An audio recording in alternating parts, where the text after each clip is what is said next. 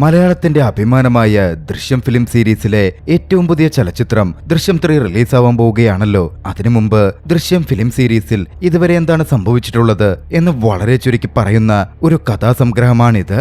ഇത്തരത്തിൽ സിനിമാ കഥകളൊക്കെ കേൾക്കാൻ ഇഷ്ടമുള്ളവരാണ് നിങ്ങളെങ്കിൽ നമ്മുടെ ചാനൽ ഒന്ന് സബ്സ്ക്രൈബ് ചെയ്തേക്കൂ. കൂട്ടുകാർക്ക് ഷെയർ ചെയ്തു കൊടുക്കുകയും കമന്റ് ചെയ്യുകയും ലൈക്ക് ചെയ്യുകയും ചെയ്യൂ. നമുക്ക് നേരെ കഥാസംഗ്രഹത്തിലേക്ക് കടക്കാം. കഥ ആരംഭിക്കുന്നത് രാജാക്കാട് എന്ന ഗ്രാമത്തിൽ ജീവിക്കുന്ന ജോർജ് കുട്ടി എന്നൊരു യുവാവിനെ പരിചയപ്പെടുത്തിക്കൊണ്ടാണ്. 4ാം ക്ലാസ്സിൽ പഠനം നിർത്തിയ അനാഥനായി വളർന്ന ഒരു സാധാരണക്കാരനായിരുന്നു ജോർജ് കുട്ടി. ഇപ്പോൾ അദ്ദേഹം രാജാക്കാട് എന്ന ഗ്രാമത്തിൽ ഒരു കേബിൾ ടെലിവിഷൻ സർവീസ് നടത്തുന്നുണ്ട്. ജോർജ് കുട്ടി വിവാഹിതനാണ്. റാണി എന്നാണ് ഭാര്യയുടെ പേര്. അഞ്ജു എന്നും മനുവെന്നും പേരുള്ള 2 പെൺമക്കളും അവർക്കുണ്ട്. കുടുംബമാണ് ജോർജ് കുട്ടിക്ക് ഏറ്റവും വലുത്. അത് കഴിഞ്ഞാൽ ജോർജ് കുട്ടിയുടെ ഏറ്റവും വലിയ ഇൻട്രസ്റ്റ് സിനിമകളിലാണ്. ദിവസവും തന്റെ ചെറിയ ഓഫീസിലെ ടിവിക്ക് മുന്നിലിരുന്ന് ഒരുപാട് സിനിമകൾ ജോർജ് കുട്ടി കാണാറുണ്ട്. സിനിമകളിൽ നിന്നുള്ള ജോർജ് കുട്ടിയുടെ അറിവ് കാരണം നാട്ടുകാർക്കും ജോർജ് കുട്ടിയോട് വലിയ ബഹുമാനമൊക്കെ ഉണ്ടായിരുന്നു. അങ്ങനെ ജീവിതം സുഗമമായി പോവുകയാണ്. അങ്ങനെ ഇരിക്കുകയാണ് ഒരു പ്രകൃതി പഠന ക്യാമ്പിനിടയിൽ ഇൻസ്പെക്ടർ ജനറൽ ഓഫ് പോലീസ് അഥവാ IG ഗീതാ പ്രഭാകറിന്റെ പ്രശ്നക്കാരനായ മകൻ വരുൺ പ്രഭാകർ ബാത്റൂമിൽ ഒളിപ്പിച്ച മൊബൈൽ ഫോൺ വെച്ച് അഞ്ജുവിന്റെ ദൃശ്യങ്ങൾ പകർത്തുന്നത്. പിന്നീട് വരുൺ അഞ്ജുവിനെ നേരിട്ട് വന്ന് കണ്ടു. ആ ദൃശ്യങ്ങൾ കാണിച്ച് ബ്ലാക്ക്മെയിൽ ചെയ്ത് തന്നോടൊപ്പം ലൈംഗികമായി സഹകരിക്കണം എന്നാവശ്യപ്പെട്ട് ഭീഷണിപ്പെടുത്തി. അന്ന് രാത്രി അവൻ നേരെ അവരുടെ വീട്ടിലേക്ക് എത്തി. പക്ഷേ അഞ്ജുവിൽ നിന്ന് ഈ വിവരം റാണി അറിഞ്ഞിരുന്നു. റാണി തന്റെ മകള് വെറുതെ വിടണമെന്ന് വരുണിനടുക്കൽ കെഞ്ചി പറഞ്ഞു. പക്ഷേ അതോടെ വരുണിന്റെ മട്ടുമാറി. അഞ്ജുവിന് പകരം റാണി തനിക്ക് വഴങ്ങിത്തരണം എന്നായിരുന്നു അവൻ പറഞ്ഞത്. ഇതിനിടയിൽ കാര്യങ്ങൾ അവിടെ കയ്യാങ്കളിയിലേക്ക് നീങ്ങി. വരുണിന്റെ ഫോൺ തല്ലിപ്പൊട്ടിക്കാനുള്ള ശ്രമത്തിനിടയിൽ അഞ്ജുവിന്റെ കയ്യിൽ നിന്നും അബദ്ധത്തിൽ വരുണിന്റെ തലയ്ക്കടിയേറ്റു. അവൻ മരണപ്പെടുകയും ചെയ്തു. ഭയന്നിയവർ പെട്ടെന്നെന്ത് ചെയ്യണമെന്നറിയാതെ വരുണിന്റെ മൃതദേഹം അവിടുത്തെ കമ്പോസ്റ്റ് കുഴിയിൽ ഒളിപ്പിച്ചു. ആ സംഭവം അവരുടെ ചെറിയ മകൾ അനു കാണുകയും ചെയ്തു. റാണി വിവരമറിയിച്ചതിനെ തുടർന്ന് ജോർജ് കുട്ടി പുറകെ സ്ഥലത്തെത്തി. വിവരമറിഞ്ഞതും അയാളാകെ ഞെട്ടിയിരുന്നു. പക്ഷേ തന്റെ കുടുംബത്തെ പോലീസിൽ നിന്ന് രക്ഷിക്കണം. അതിന് അയാൾ ഒരു വഴി കണ്ടെത്തി. വരുണിന്റെ തകർന്ന ഫോൺ അയാൾ വേഗത്തിൽ അവിടെ നിന്ന് മാറ്റുകയും വരുണിന്റെ കാർ ദൂരേക്ക് കൊണ്ടുപോയി ഉപേക്ഷിക്കുകയും ചെയ്തു. എന്നാൽ ജോർജ് കുട്ടിയോട് മുൻവൈരാഗ്യമുള്ള അവിടുത്തെ പ്രാദേശിക പോലീസ് കോൺസ്റ്റബിളായ സഹദേവൻ അത് കാണുന്നുണ്ടായിരുന്നു. വരുൺ കാണാതായ വിവരമറിഞ്ഞ് ഗീത അന്വേഷണം ആരംഭിക്കുന്ന അതേ സമയത്ത് ജോർജ് കുട്ടി തന്റെ കുടുംബത്തെ ഒരു ആത്മീയ ധ്യാനത്തിനും മറ്റും കൊണ്ടുപോകാനായി യാത്ര തിരിച്ചു. ആ യാത്രയിൽ അവർ സിനിമയ്ക്കും ഹോട്ടലിലുമൊക്കെ കയറി. പ്രാഥമിക അന്വേഷണത്തിന് ശേഷം ഗീത ജോർജ് കുട്ടിയെയും കുടുംബത്തെയും ചോദ്യം ചെയ്യാനായി വിളിപ്പിച്ചു. സഹദേവനായിരുന്നു അതിലേക്കുള്ള ലീഡ്. ഇത് മുൻകൂട്ടി കണ്ടിരുന്ന ജോർജ് കുട്ടി കൊലപാതകം നടന്ന സമയത്ത് തങ്ങൾ അവിടെ ഉണ്ടായിരുന്നേയില്ല എന്ന തരത്തിൽ വ്യാജമായ തെളിവ് അഥവാ അലിബൈ പറയാൻ വേണ്ടി തന്റെ കുടുംബത്തെ പഠിപ്പിച്ചിട്ടുണ്ടായിരുന്നു. ഒറ്റയ്ക്ക് നിർത്തി കുടുംബത്തെ ഒന്നടങ്കം ചോദ്യം ചെയ്തിട്ടും എല്ലാവരും നേരത്തെ പ്രാക്ടീസ് ചെയ്തിരുന്ന പോലെ ഒരേപോലെ മറുപടി നൽകി. കൂടാതെ തങ്ങളുടെ വാദത്തിന് തെളിവായി ഹോട്ടലിലെ ബില്ലും സിനിമയുടെ ബസ് യാത്രയുടെ ടിക്കറ്റുകളും അവർ കാണിച്ചു കൊടുത്തു.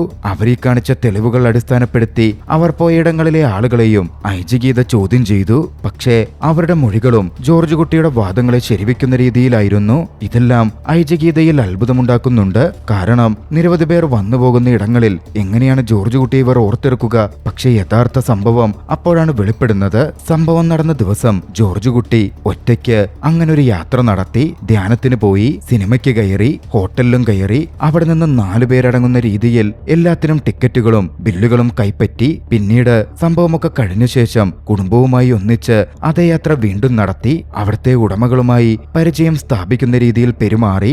മാത്രമല്ല അന്ന് യാത്ര ചെയ്തതിന്റെ ബില്ലുകളൊക്കെ നശിപ്പിക്കുകയും വരുൺ കൊല്ലപ്പെട്ട ദിവസം യാത്ര ചെയ്തു എന്ന തരത്തിൽ സൂക്ഷിച്ച് ആ ബില്ലുകൾ തങ്ങൾ അന്ന് യാത്ര ചെയ്ത ബില്ലിന് പകരമായി എടുത്തുവെക്കുകയും ചെയ്തു. ആ ഉടമസ്ഥരെയും കണ്ടവരെയും ഒക്കെയും ജോർജ് കുട്ടി അങ്ങനെ തെറ്റിദ്ധരിപ്പിക്കുകയായിരുന്നു ചെയ്തത്. അതും ദൃശ്യങ്ങൾ വെച്ച്. ആ സ്ഥാപന ഉടമകളെ കൊണ്ട് അവരറിയാതെ തന്നെ ജോർജ് കുട്ടി കള്ളം പറയിപ്പിച്ചു. അത്രയും തിരിച്ചറിഞ്ഞതും ഗീതാ പ്രഭാകർ ജോർജ് കുട്ടിയെയും കുടുംബത്തെയും അറസ്റ്റ് ചെയ്തു. സത്യം പുറത്തു കൊണ്ടുവരാൻ സഹദേവൻ ചെറിയ മകൾ അനുവിനെ ഉൾപ്പെടെ ക്രൂരമായി മർദ്ദിച്ചു. ഇതിനിടയിൽ വരുണിന്റെ സുഹൃത്തായ അലക്സിൽ നിന്ന് വരുണുണ്ടാക്കിയ അഞ്ജുവിന്റെ വീഡിയോയെക്കുറിച്ചും ഗീത മനസ്സിലാക്കി. ഒടുവിൽ മർദ്ദനം സഹിക്കാനാവാതെ അനു മൃതദേഹം ഒളിപ്പിച്ച സ്ഥലം കാട്ടിക്കൊടുക്കാം എന്ന് പറഞ്ഞു. ഏവരും ഭയന്നൊരു നിമിഷമായിരുന്നു അത്. വീട്ടിലെ കമ്പോസ്റ്റ് കുഴിയിൽ അമ്മയും സഹോദരിയും ചേർന്ന് വരുണിനെ കൊണ്ടിടുന്നതായിരുന്നല്ലോ അനു കണ്ടത്. പോലീസ് എത്തി ആ കമ്പോസ്റ്റ് കുഴി തോണ്ടി. പക്ഷെ അവർക്ക് അവിടെ കണ്ടെത്താനായത് ഒരു പശുവിന്റെ ജീർണിച്ച മൃതദേഹം മാത്രമായിരുന്നു. ജോർജ് കുട്ടി അതിനോടകം മൃതദേഹം അവിടെ നിന്ന് മാറ്റിയിട്ടുണ്ട് എന്നതിൽ നിന്നും വ്യക്തമായി. അതിനോട് ഗീതയ്ക്കും സഹദേവനും പ്രതികരിക്കാൻ കഴിയുന്നതിന് മുമ്പേ ജോർജ് കുട്ടിയും മനുവും മാധ്യമങ്ങൾക്ക് മുന്നിലെത്തി. സഹദേവൻ വ്യക്തിവൈരാഗ്യം വെച്ച ഒരു കേസ് തങ്ങളുടെ കുടുംബത്തിനുമേൽ ആരോപിക്കുകയാണെന്നും കുടുംബത്തോട് ചെയ്ത ക്രൂരമായ മർദ്ദനങ്ങളെക്കുറിച്ചും ജോർജ് കുട്ടി പരാതിപ്പെട്ടു. അതിൽ പ്രകോപിതനായ സഹദേവൻ മാധ്യമപ്രവർത്തകരുടെ മുമ്പിൽ വെച്ച് വീണ്ടും ആ കുടുംബത്തെ ആക്രമിക്കാൻ ശ്രമിക്കുന്നുണ്ടെങ്കിലും റാണിയുടെ സഹോദരനായ പൊളിറ്റീഷ്യൻ രാജേഷും നാട്ടുകാരും ചേർന്ന് അവരെ രക്ഷിക്കുകയും സഹദേവനെ കീഴടക്കുകയും ചെയ്തു. പിന്നീട് അതിന്റെ പേരിൽ സഹദേവൻ സസ്പെൻഷനിലായി. ഗീതയ്ക്ക് തന്റെ പദവി രാജിവെക്കേണ്ടി വന്നു. മൊത്തത്തിൽ ജോർജ് കുട്ടി നിരപരാധിയാണ്, കുടുംബം നിരപരാധിയാണ് എന്ന തരത്തിൽ ഒരു അന്തരീക്ഷം ഉടലെടുത്തു. എല്ലാം അവസാനിച്ചപ്പോ തങ്ങളുടെ ക്രൂരവും അക്രമാസക്തവുമായ പെരുമാറ്റത്തിനും മകന്റെ മോശം പെരുമാറ്റത്തിനും മാപ്പ് ചോദിക്കാൻ ഗീതയും ഭർത്താവ് പ്രഭാകറും ജോർജ് കുട്ടിയെ കാണാനെത്തി. പക്ഷേ ഇതിന് പിന്നിൽ എന്തെങ്കിലും ചതിയുണ്ടോ എന്നായിരുന്നു ജോർജ് കുട്ടി സംശയിച്ചത്. അതുകൊണ്ട് തന്നെ വരുണിന്റെ മരണത്തെക്കുറിച്ച് അവരോട് ജോർജ് കുട്ടി നേരിട്ടൊന്നും വെളിപ്പെടുത്തിയില്ല. പക്ഷേ ഇൻഡയറക്റ്റായി തന്റെ കുടുംബത്തിലേക്ക് അപ്രതീക്ഷിതമായി പ്രശ്നമുണ്ടാക്കാൻ ഒരു അതിഥി എത്തിയെന്നും ആ അതിഥിയെ താൻ എന്നേക്കുമായി പറഞ്ഞയച്ചു എന്നും ജോർജ് കുട്ടി പറഞ്ഞു. അത് ഗീതയെയും പ്രഭാകരെയും ഞെട്ടിക്കുന്നതായിരുന്നു. പിന്നീട് റിമാൻഡിലായിരുന്ന ജോർജ് കുട്ടി പുതുതായി നിർമ്മിച്ച അവിടുത്തെ പോലീസ് സ്റ്റേഷനിലെത്തി ഒപ്പുവെച്ച് മടങ്ങാൻ ആരംഭിച്ചു. അവിടുത്തെ പോലീസ് ഇൻസ്പെക്ടർ ആ സമയം ജോർജ് കുട്ടിയെ ഒന്ന് ചാടിക്കുന്നുണ്ട്. തങ്ങളാ മൃതദേഹം കണ്ടെത്തുമെന്നും പോലീസ് വിട്ടികളല്ലെന്നും അവൻ വലിയൊരു ഹീറോ ആണെന്ന് കരുതണ്ട എന്ന മട്ടിലുമായിരുന്നു ഇൻസ്പെക്ടർ പറഞ്ഞത്. ഉടൻ തൊഴുകൈകളോടെ ജോർജ് കുട്ടി പറഞ്ഞു, പോലീസ് ജനങ്ങളെ സഹായിക്കാനാണ് ഇവിടുള്ളതെന്ന് താൻ വിശ്വസിക്കുന്നു. ശേഷം ജോർജ് കുട്ടി ആ പുതിയ പോലീസ് സ്റ്റേഷനിൽ നിന്ന് പുറത്തേക്കിറങ്ങി നടക്കാൻ തുടങ്ങി. അപ്പോഴാണ് ആ സത്യം വെളിപ്പെടുന്നത്. വരുണിന്റെ മൃതദേഹം ജോർജ് കുട്ടിയെടുത്ത് കുഴിച്ചിട്ടിരിക്കുന്നത് ആ സമയത്ത് കൺസ്ട്രക്ഷൻ നടക്കുകയായിരുന്ന പുതിയ പോലീസ് സ്റ്റേഷൻ കെട്ടിടത്തിന്റെ അകത്ത് തന്നെയായിരുന്നു. പോലീസ് സ്റ്റേഷന്റെ തറയ്ക്കകത്തുള്ള ആ മൃതദേഹം ഒരിക്കലും ആരും കണ്ടെത്തില്ല എന്ന വിശ്വാസം ജോർജ് കുട്ടിക്കപ്പോൾ ഉണ്ടായിരുന്നു. പക്ഷെ ആ വിശ്വാസം എത്ര നാൾ നീണ്ടു നിൽക്കും? ജോർജ് കുട്ടി ആ സ്റ്റേഷനകത്ത് ഒളിപ്പിച്ചത് വരുണിന്റെ തന്നെ മൃതദേഹമാണോ എന്നതാണ് രണ്ടാം ഭാഗത്തിൽ പറയുന്നത്. ദൃശ്യം 2 ആരംഭിക്കുന്നത് ഒന്നിന്റെ പശ്ചാത്തലത്തിലാണ്. ഒരു മനുഷ്യൻ ഭയന്നോടുന്നു. ഏറെ നേരം ഓടിയ ശേഷം അവനൊരു സ്ഥലത്ത് എത്തിച്ചേർന്നു. അവിടെ ജോർജ് കുട്ടിയെ അയാൾ കാണുകയാണ്. ഈ സമയം ജോർജ് കുട്ടിയുടെ കയ്യിൽ ഒരു മൺവെട്ടി ഉണ്ടായിരുന്നു. പിന്നീട് അവിടെ നിന്നും രക്ഷപ്പെട്ട അയാൾ സ്വന്തം വീട്ടിലെത്തി. പക്ഷെ അവന്റെ ഭാര്യ വാതിൽ തുറക്കാൻ തയ്യാറാവുന്നില്ല. അല്പം കഴിഞ്ഞപ്പോ അങ്ങോട്ടേക്കെത്തിയ പോലീസ് അയാളെ പിടികൂടി കൊണ്ടുപോയി. പിന്നീട് 6 വർഷങ്ങൾക്ക് ശേഷം ജോർജ് കുട്ടിയും ഭാര്യ റാണിയും അവരുടെ പുതിയ ജീവിതത്തിലെ കാര്യങ്ങൾ സംസാരിക്കുകയാണ്. അവരുടെ സംസാരത്തിൽ നിന്നും ചില കാര്യങ്ങൾ മനസ്സിലാക്കാം. ജോർജ് കുട്ടി ഇപ്പോൾ ഒരു കേബിൾ TV സ്ഥാപനത്തിന്റെ ഉടമ മാത്രമല്ല, സിനിമയോടുള്ള ഭ്രമം കാരണം അയാൾ കുറച്ച് സ്ഥലമൊക്കെ വിറ്റ് ലോൺ എടുത്തൊരു തിയേറ്റർ സ്വന്തമാക്കി. മാത്രമല്ല കഴിഞ്ഞ 3 വർഷമായി അദ്ദേഹം ഒരു സിനിമയുടെ തിരക്കഥ എഴുതുന്ന കാര്യത്തിന് പിന്നാലെയുമാണ്. ഇതിനോടകം സിനിമയോടുള്ള ഭ്രമം കാരണം കുറേയധികം പണവും ജോർജ് കുട്ടി മുടക്കിയിട്ടുണ്ട്.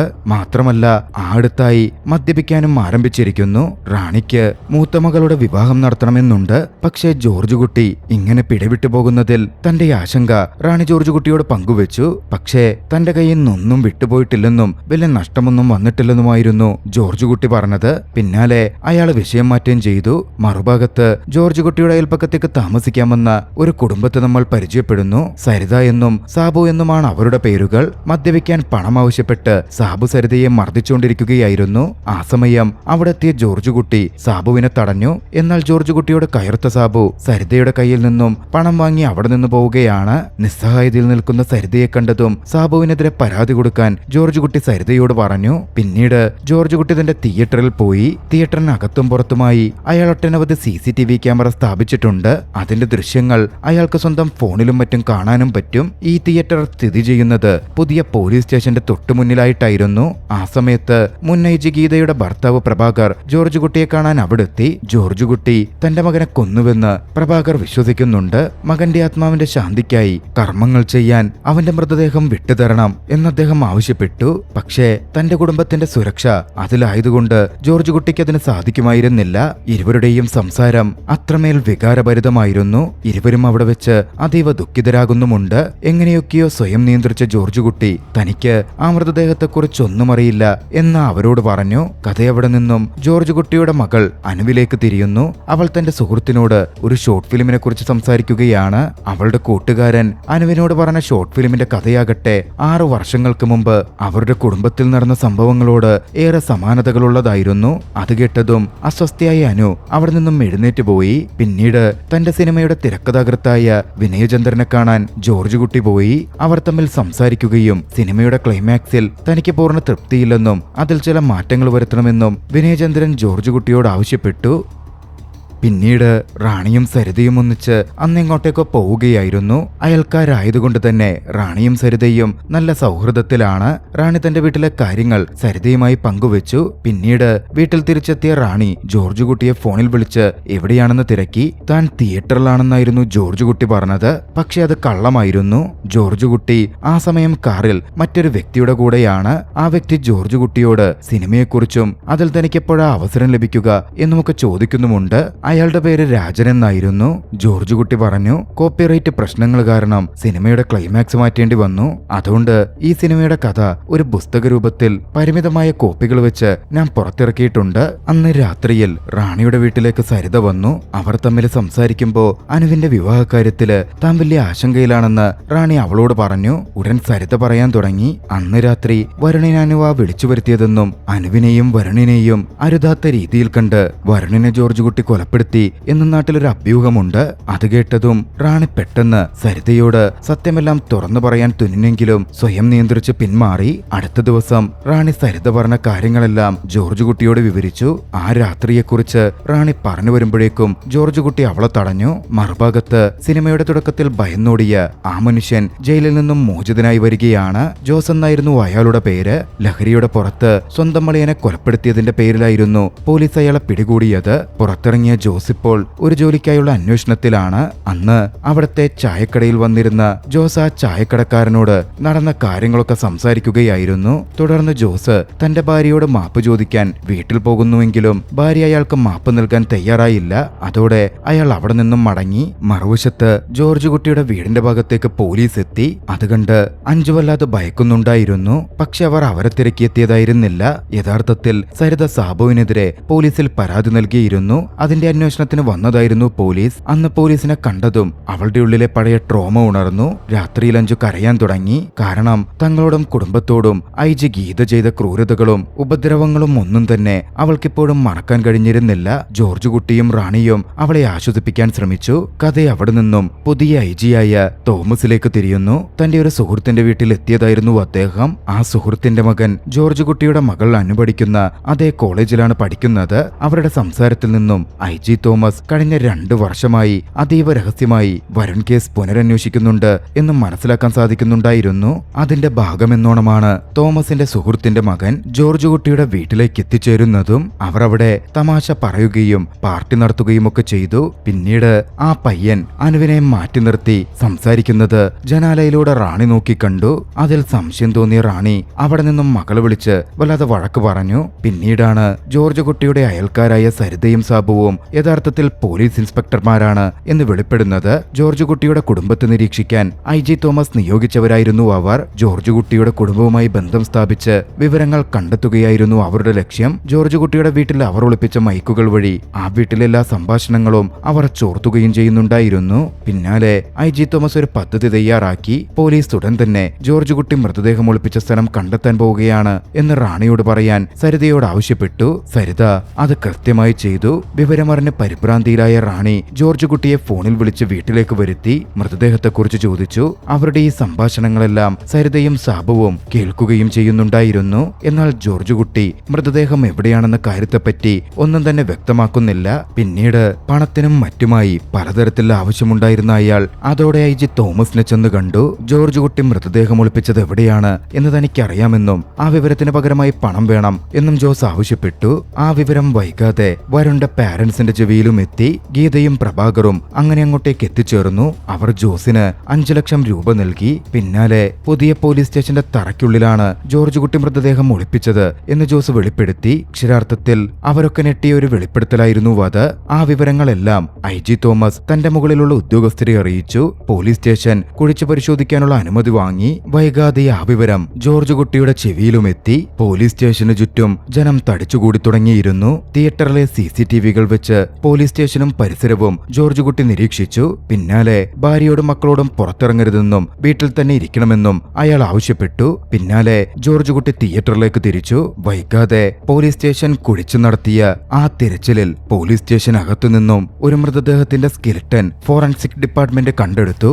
വൈകാതെ അത് ടെസ്റ്റിനായി അയക്കുകയും ചെയ്തു. അടുത്ത ദിവസം ഫോറൻസിക് റിപ്പോർട്ട് എത്തി. കണ്ടെടുത്ത ആ സ്കെലിട്ടൻ 14-നും 17-നും ഇടയിൽ പ്രായമുള്ള ഒരു ആൺകുട്ടിയുടേതാണെന്നും തലക്കേറ്റ പരിക്കാണ് മരണകാരണമെന്നും റിപ്പോർട്ടിൽ ഉണ്ടായിരുന്നു. തുടർന്ന് DNA പരിശോധനയ്ക്കായി ഗീതയോടും പ്രഭാകരനോടും സാമ്പിൾ നൽകാൻ IG തോമസ് ആവശ്യപ്പെട്ടു. മറുഭാഗത്ത് ജോർജ് കുട്ടിയുടെ കുടുംബത്തെ ഒരു ദിവസത്തേക്ക് ചോദ്യം ചെയ്യാനുള്ള അനുമതി പോലീസിന് കോടതിയിൽ നിന്നും ലഭിച്ചു. ചോദ്യം ചെയ്യലിൽ തനിക്ക് മൃതദേഹത്തെക്കുറിച്ചൊന്നും അറിയില്ല എന്നഞ്ചു വ്യക്തമാക്കി. എന്നാൽ ഗീത വീണ്ടും ജോർജ് കുട്ടിയുടെ കുടുംബത്തെ ക്രൂരമായി പീഡിപ്പിക്കാൻ തുടങ്ങി. അത് കണ്ട് ഭയന്നുപോയ അഞ്ജു അവിടെ വെച്ച് ബോധരഹിതയായി വീണു. ഒടുവിൽ തന്റെ കുടുംബത്തെ ഉപദ്രവിക്കില്ലെന്ന് ഉറപ്പു നൽകിയാൽ കുറ്റം സമ്മതിക്കാമെന്ന് ജോർജ് കുട്ടി പറഞ്ഞു.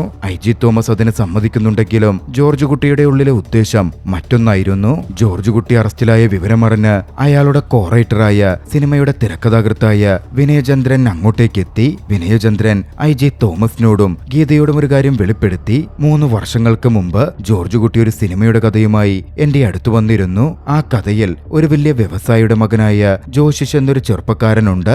അവൻ തന്റെ കോളേജിൽ ഒരു രാഷ്ട്രീയ പാർട്ടിയുടെ ലീഡറായിരുന്നു. എന്നാൽ ഇലക്ഷന് മുമ്പ് എതിർ പാർട്ടി ലീഡറുമായി അവൻ വഴക്കിലായി. എതിരാളി അവനെ രാത്രിയിൽ വന്ന് കൊലപ്പെടുത്തുമെന്ന് ഭീഷണിപ്പെടുത്തുകയും ചെയ്തു. രാത്രിയിൽ ആ പയ്യൻ ജോഷിഷിന്റെ വീട്ടിൽ അതിക്രമിച്ചു കയറി അവനെ കൊലപ്പെടുത്താൻ ശ്രമിച്ചു. എന്നാൽ സ്വയം രക്ഷയ്ക്കായുള്ള ശ്രമത്തിനിടയിൽ ജോഷിഷിന്റെ കൈകൊണ്ട് ആ പയ്യൻ കൊല്ലപ്പെട്ടു. ജോഷിഷിന്റെ രക്ഷയ്ക്കായി അവന്റെ പിതാവ് നിർമ്മാണത്തിലിരിക്കുന്ന ഒരു പാർട്ടി ഓഫീസിന്റെ തറയ്ക്കടിയിൽ ആ മൃതദേഹം ഒളിപ്പിച്ചു. എന്നാൽ വർഷങ്ങൾക്ക് ശേഷം പോലീസിന് ഈ വിവരം ലഭിക്കുകയും അവർ ജോഷിഷിന്റെ പിതാവായ കൃഷ്ണകുമാറിനെ അറസ്റ്റ് ചെയ്യുകയും ചെയ്തു. ആ ഒരു ക്ലൈമാക്സ് വിനയചന്ദ്രൻ ഇഷ്ടപ്പെട്ടിരുന്നില്ലെന്നും താൻ അതിനെ എതിർത്തിരുന്നുവെന്നും വിനയചന്ദ്രൻ IG തോമസിനോട് പറഞ്ഞു. അത് കേട്ട് IG തോമസും ഗീതയും അത്ഭുതപ്പെട്ടു. ആ സിനിമയ്ക്ക് പിന്നീട് എന്ത് ക്ലൈമാക്സ് ആണ് ഒരുക്കിയത് എന്ന് തോമസ് വിനയചന്ദ്രനോട് ചോദിച്ചു. ജോർജ് കുട്ടി ആ കഥയത്രയും ഒരു പുസ്തകമായി അച്ചടിച്ചിട്ടുണ്ട് എന്നായിരുന്നു വിനയചന്ദ്രൻ പറഞ്ഞത്. പിന്നീട് കഥ അവിടെ നിന്നും കോടതിയിലേക്ക് തിരിയുന്നു. ജോർജ് കുട്ടിയുടെ വക്കീൽ കോടതിയിൽ തന്റെ വാദങ്ങൾ ഉന്നയിച്ചു. പോലീസ് ഉന്നയിക്കുന്ന ഈ കഥകളെല്ലാം ഒരു പുസ്തകത്തിൽ നിന്നുള്ളതാണെന്നും അതിൽ നിന്നും പ്രചോദനം ഉൾക്കൊണ്ടാണ് പോലീസ് ഇങ്ങനെയൊരു കഥ സൃഷ്ടിച്ച് ജോർജ് കുട്ടിയെ അറസ്റ്റ് ചെയ്തതുമെന്നാണ് വക്കീലിന്റെ വാദം. ആ സമയത്താണ് DNA റിപ്പോർട്ട് വന്നത്. ആ മൃതദേഹം വരുണിന്റേതല്ല എന്നുകൂടി റിപ്പോർട്ടിൽ തെളിഞ്ഞു. തോമസും ഗീതയും പ്രഭാകറുമൊക്കെ അക്ഷരാർത്ഥത്തിൽ ഞെട്ടിയ ഒരു സംഭവമായിരുന്നു അത്. പിന്നാലെ കഥ ഒരു ഫ്ലാഷ് ബാക്കിലേക്ക് പോകുന്നു. കൊലപാതകം നടന്നതിന് പുറമെ താൻ എന്തു ചെയ്താലും എപ്പോഴെങ്കിലും പിടിക്കപ്പെടും എന്ന ഭയം ജോർജ് കുട്ടിക്കുള്ളിൽ എപ്പോഴും നിലനിന്നിരുന്നു. തലക്കേറ്റ പരിക്ക് മൂലം മരണപ്പെട്ട 15 മുതൽ 20 വയസ്സിനിടയിലുള്ള ഒരു ചെറുപ്പക്കാരന്റെ മൃതദേഹത്തെക്കുറിച്ചുള്ള വാർത്ത അയാൾ പത്രത്തിൽ വായിച്ചു. 4-5 മാസങ്ങൾക്ക് ശേഷം ആ ചെറുപ്പക്കാരന്റെ മൃതദേഹം ജീർണിച്ച അവസ്ഥയിലായപ്പോ ജോർജ് കുട്ടി രഹസ്യമായി ആ മൃതദേഹത്തിന്റെ അസ്ഥികൾ അവിടുന്ന് ശേഖരിച്ചു. പിന്നീട് അത് മാറ്റി ഒളിപ്പിച്ചു വെച്ചു. പോലീസ് വരുണിന്റെ മൃതദേഹം കണ്ടെത്തിയാലും അത് DNA ടെസ്റ്റ് നടത്തും എന്നയാൾക്ക് ഉറപ്പായിരുന്നു. അതുകൊണ്ട് അയാൾ കേരള പോലീസ് ഫോറൻസിക് സെന്ററിലെ സെക്യൂരിറ്റി ഗാർഡുമായി സൗഹൃദത്തിലായി. അത് മറ്റാരുമായിരുന്നില്ല, ജോർജ് കുട്ടി സൗഹൃദം സ്ഥാപിച്ച് സിനിമയിൽ അവസരം ഓഫർ ചെയ്ത രാജനായിരുന്നു. പോലീസ് സ്റ്റേഷൻ കുഴിക്കുന്നതിനിടയിൽ വരുണിന്റെ മൃതദേഹം കണ്ടെത്തിയ വിവരം ജോർജ് കുട്ടി CCTV വഴി തന്റെ ഫോണിൽ കണ്ടിരുന്നു. ഉടൻ തന്നെ ജോർജ് കുട്ടി ഫോറൻസിക് സെന്ററിലെ രാജന്റെ ഇടത്തേക്കെത്തി. രാജനുമായി മദ്യപിക്കാനിരുന്നു. രാജൻ അമിതമായി മദ്യം നൽകി അയാളെ മതോന്മത്തനാക്കി. വാച്ച്മാൻ ഉറങ്ങിപ്പോയ സമയം നോക്കി ജോർജ് കുട്ടി താക്കോലെടുത്ത് ഫോറൻസിക് സെന്ററിൽ പ്രവേശിച്ചു. അവിടെയുണ്ടായിരുന്ന വരുണിന്റെ അസ്ഥി മാറ്റി പകരം താൻ സൂക്ഷിച്ചിരുന്ന അസ്ഥി എടുത്തു വെച്ചു. പിന്നാലെ വരുണിന്റെ അസ്ഥി അവിടെ നിന്ന് കടത്തിക്കൊണ്ടുപോയി അത് പൂർണ്ണമായി ഇല്ലാതാകുന്ന തരത്തിൽ നശിപ്പിച്ചു കളയുകയും ചെയ്തു. കോടതിയിൽ DNA റിപ്പോർട്ട് മാറി വന്നതോടെ ജോർജ് കുട്ടി പൂർണ്ണമായും നിരപരാധിയാണെന്ന് തെളിഞ്ഞു. അയാൾ കേസിൽ നിന്നും മോചിതനായി. പിന്നീട് കുറച്ച് ദിവസങ്ങൾക്ക് ശേഷം ഒരു പൂജാരിയുടെ വീട്ടിലേക്ക് ഒരു പാഴ്സൽ എത്തി. ചിതാഭസ്മവും കുറച്ച് പണവും കൂട്ടത്തിലൊരു ലെറ്ററുമായിരുന്നു. ലെറ്ററിന്റെ പുറത്ത് ഗീതാ പ്രഭാകർ എന്നും അവരുടെ നമ്പറും എഴുതിയിരുന്നു. വരുണിന്റെ ചിതാഭസ്മമായിരുന്നു അത്. ആ പൂജാരി വിളിച്ച് വിവരം അറിഞ്ഞിട്ടാകണം പ്രഭാകരൻ മറ്റും അവിടെ എത്തി. ആ ചിതാഭസ്മം ചിതാഭസ്മം അവർ ശരിയായ രീതിയിൽ നിമഞ്ജനം ചെയ്തു. വിവരമറിഞ്ഞ തോമസ് അങ്ങോട്ടേക്ക് വന്നു. തോമസിന് ആ കുറിപ്പ് ഗീത കാണിച്ചു കൊടുത്തു. അതിലിപ്രകാരമായിരുന്നു എഴുതിയിരുന്നത്: നിങ്ങൾ ആവശ്യപ്പെട്ടത് ഞാൻ തരുന്നു. വീണ്ടും വേദനിപ്പിച്ചതിന് മാപ്പ്. ഇനിയെങ്കിലും ഞങ്ങളെ വെറുതെ വിട്ടുകൂടെ? അത് കണ്ടതും തോമസ് പറഞ്ഞു, സ്വന്തം കുടുംബത്തെ സംരക്ഷിക്കാൻ ശബ്ദമെടുത്തൊരു മനസ്സാണ് അയാളുടേത്. നമുക്ക് ജയിക്കാൻ സാധിക്കില്ല. നമുക്കിത് അവസാനിപ്പിച്ചുകൂടെ? ഇപ്പോഴും നമ്മുടെ അടുത്ത വരവിനെ പ്രതിരോധിക്കാനുള്ള തയ്യാറെടുപ്പിലായിരിക്കും അയാൾ. ഇതെല്ലാം ദൂരെ നിന്ന് ജോർജ് കുട്ടി നിരീക്ഷിക്കുന്നുണ്ടായിരുന്നു. ആ ദൃശ്യങ്ങളിൽ ദൃശ്യം 2 കഥ പൂർണ്ണമാവുകയാണ്. ദൃശ്യം 3 വൈകാതെ തിയേറ്ററുകളിൽ എത്തും. എല്ലാവരും തിയേറ്ററിൽ നിന്ന് ചലച്ചിത്രം കാണുമല്ലോ. നിങ്ങൾക്ക് ഈ കഥാസംഗ്രഹം ഇഷ്ടമായെങ്കിൽ വീഡിയോ ലൈക്ക് ചെയ്യുക. അഭിപ്രായങ്ങളും നിർദ്ദേശങ്ങളും കമന്റുകളിൽ രേഖപ്പെടുത്തുക. കഴിയുമെങ്കിൽ ചാനൽ സബ്സ്ക്രൈബ് ചെയ്തും കൂട്ടുകാർക്ക് ഷെയർ ചെയ്തു കൊടുത്തും ഞങ്ങളെ സപ്പോർട്ട് ചെയ്യുക. അടുത്ത എപ്പിസോഡുമായി വീണ്ടും കണ്ടുമുട്ടാം. അതുവരെ ബൈ.